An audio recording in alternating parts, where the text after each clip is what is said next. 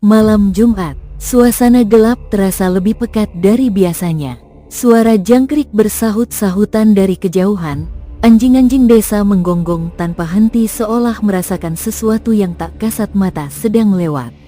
Di kejauhan, angin gunung turun membawa hawa dingin yang menusuk tulang. Di malam seperti ini, orang-orang tua kita selalu berpesan, jangan keluar sembarangan. Jangan bicara sembarangan, dan jangan sekali-kali mencari sesuatu yang bukan untukmu. Malam ini, saya akan membawa Anda ke sebuah gunung yang tidak pernah sepi dari cerita mistis. Gunung itu terletak di Jawa Timur, berdiri kokoh dengan kabut yang seakan tak pernah benar-benar sirna. Gunung yang namanya lekat dengan satu kata, pesugihan. Gunung Kawi. Bagi sebagian orang, Gunung Kawi hanyalah tempat wisata spiritual, tempat peziarah datang untuk berdoa, atau sekadar mengagumi alamnya yang asli. Tetapi bagi mereka yang tahu cerita di baliknya, Gunung Kawi adalah gerbang. Gerbang menuju dunia lain, gerbang menuju kekayaan yang datang dengan cepat, namun selalu menuntut bayaran yang sangat mahal. Kisah tentang pesugihan Gunung Kawi sudah beredar sejak puluhan tahun silam. Orang-orang dari berbagai penjuru negeri datang dengan satu tujuan, memperbaiki nasib. Ada yang pedagang kecil, ada yang pejabat, bahkan ada yang hanya orang biasa yang putus asa.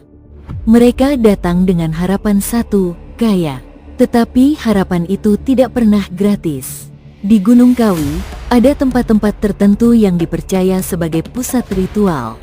Ada sesajen yang harus dibawa, doa-doa yang harus diucapkan, tirakat yang harus dijalani. Dan di ujung semua itu, ada sosok gaib yang akan muncul, menawarkan perjanjian. Perjanjian yang akan mengubah hidup seseorang selamanya. Malam ini, kita akan menyingkap semua kisah itu. Kita akan membicarakan tempat-tempat yang digunakan untuk ritual pesugihan, ritual-ritual yang dilakukan, hingga makhluk inti yang menjadi pusat perjanjian di Gunung Kawi. Matikan lampu kamar Anda, biarkan hanya suara saya menemani. Tarik nafas dalam-dalam dan bersiaplah. Inilah pesugihan Gunung Kawi. Gunung Kawi berada di perbatasan Malang dan Blitar, Jawa Timur. Gunung ini memiliki ketinggian lebih dari 2.500 meter. Secara geografis, ia hanyalah satu dari sekian banyak gunung di Jawa Timur. Tetapi secara mistis, Gunung Kawi memiliki reputasi yang tidak tertandingi. Di lereng Gunung Kawi terdapat sebuah kompleks makam yang selalu ramai dikunjungi. Makam itu adalah makam Eyang Jugo dan Eyang Sujo, dua tokoh yang dihormati masyarakat setempat.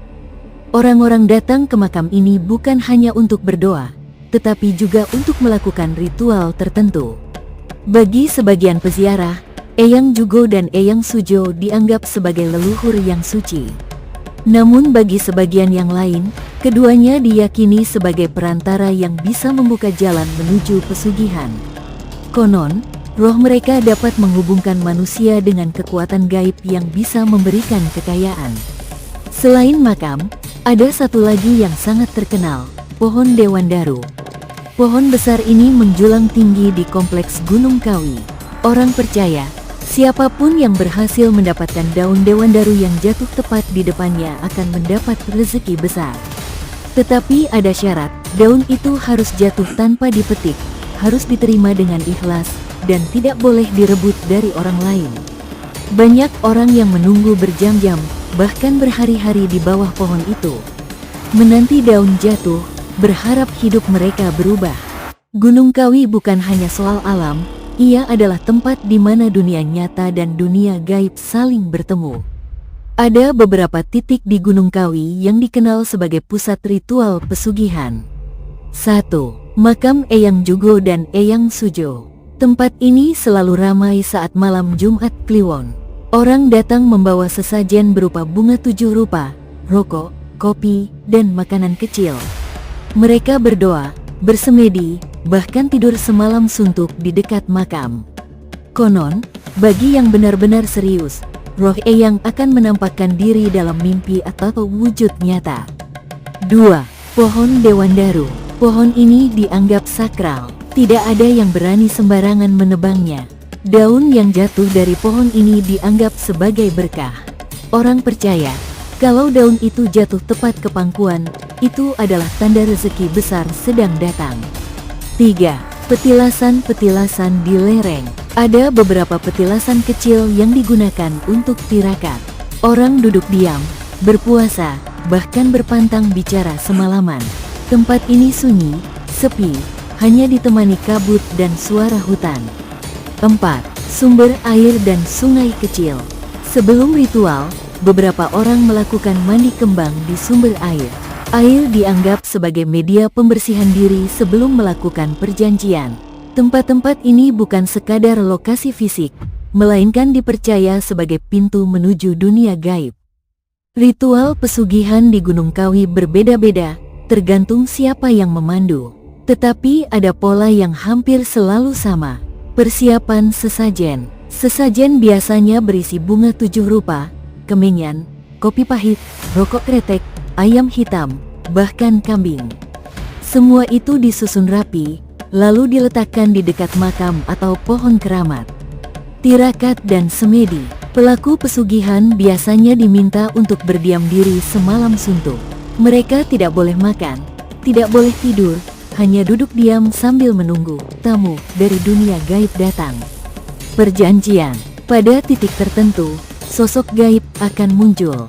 Bentuknya bisa bermacam-macam, kakek tua berjubah, harimau besar, atau bayangan hitam. Sosok ini akan menawarkan kekayaan dengan syarat tumbal.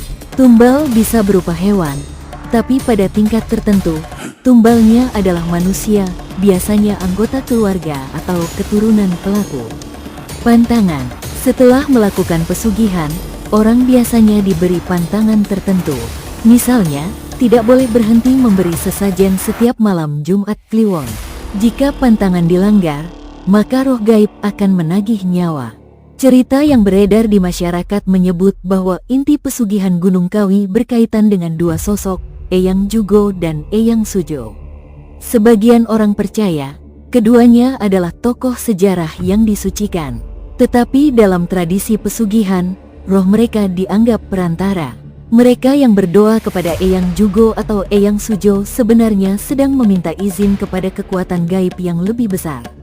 Selain itu, ada mitos tentang sosok macan gaib yang menjaga Gunung Kawi. Konon, macan ini adalah jelmaan penunggu gunung, simbol kekuatan dan penjaga perjanjian. Banyak pelaku ritual yang mengaku melihat macan besar bermata merah mendatangi mereka. Ada pula yang menyebut makhluk inti pesugihan adalah sosok bayangan hitam besar. Ia tidak berbentuk jelas, hanya berupa siluet gelap yang mengintimidasi. Sosok inilah yang memberi syarat tumbal paling berat. Seorang pedagang kecil di Jawa Tengah konon berubah nasib setelah berziarah rutin ke Gunung Kawi. Setiap malam Jumat Kliwon, ia berangkat membawa sesajen. Usahanya berkembang pesat, tapi anehnya, setiap tahun, salah satu keluarganya meninggal mendadak. Ada pula seorang pengusaha yang dulunya miskin. Setelah beberapa kali ke Gunung Kawi, ia sukses besar. Tetapi rumah tangganya berantakan. Anaknya meninggal muda, istrinya sakit misterius, dan ia sendiri mati dengan wajah membiru seperti dicekik. Warga sekitar tidak kaget lagi melihat orang-orang kaya dari luar kota datang diam-diam ke Gunung Kawi. Mereka tahu, bukan sekadar ziarah yang dilakukan, melainkan pesugihan. Pesugihan Gunung Kawi adalah simbol keserakahan manusia. Di satu sisi, ia adalah bagian dari tradisi spiritual Jawa, ziarah, doa, penghormatan leluhur. Tetapi di sisi lain, ia menjadi jalan pintas yang mengerikan bagi mereka yang ingin cepat kaya. Apakah cerita-cerita ini nyata? Sulit dibuktikan. Tetapi satu hal yang pasti, setiap perjanjian dengan dunia gaib tidak pernah gratis. Ada harga yang harus dibayar, dan harga itu adalah nyawa. Gunung Kawi akan tetap berdiri, kabutnya akan tetap menyelimuti, dan pasar gaibnya akan tetap menunggu.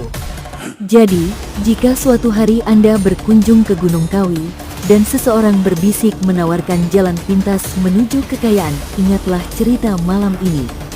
Sebab begitu Anda mengiyakan, tak ada lagi jalan kembali. Selamat malam, dan selamat tidur kalau berani.